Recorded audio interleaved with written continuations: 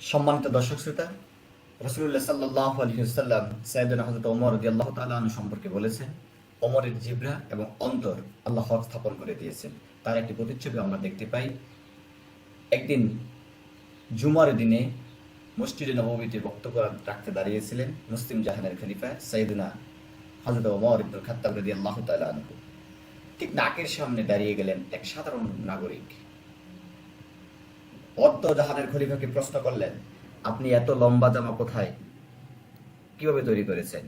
বাইতুল মাল থেকে আমাদের যতটুকু কাপড় দেওয়া হয়েছে তাতে এই জামা তৈরি হওয়ার কথা নয়।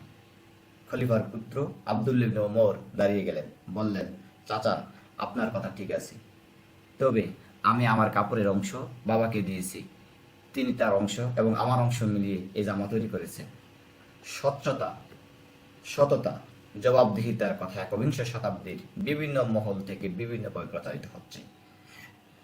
অগণিত প্রচার মাধ্যম, গুণীজন, বিজ্ঞজন, বুদ্ধিজীবী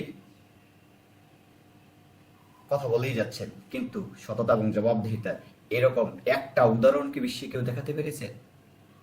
যেটা 1500 বছর আগে মুসলিম উম্মাহ স্বর্ণযুগে সম্ভব হয়েছিল। আসুন আমরা সাহাবায়ে কেরাম রাদিয়াল্লাহু তাআলা আনহুম আজমাইনদের মতো সোনালী সমাজ করতে প্রতিজ্ঞাবদ্ধ হই।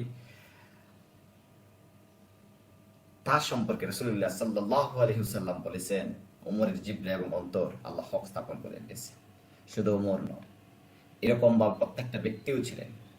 ওমর অদ্দজাহানের প্রেসিডেন্ট, একটা সাধারণ মানুষ কিভাবে দাঁড়িয়ে কথা বলে, আপনি আগে বক্তব্য দেওয়া বন্ধ করেন, বলেন এত বড় জামা কোথায় পেলেন?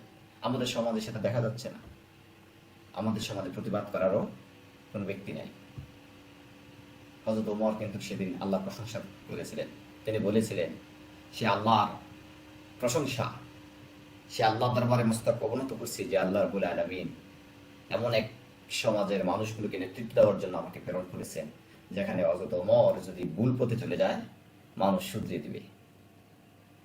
সুতরাং আমরাও যেন একটা সমাজ করতে পারি, জবাবদিহিতামূলক একটা সমাজ গঠন করতে পারি, এই জন্য আমাদের সবাইকে কাজ করতে হবে।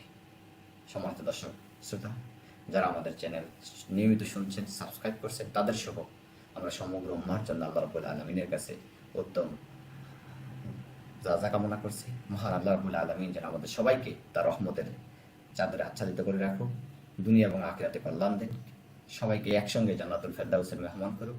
আমিন। আসসালামু আলাইকুম ওয়া রাহমাতুল্লাহি তাআলা ওয়া বারাকাতুহু।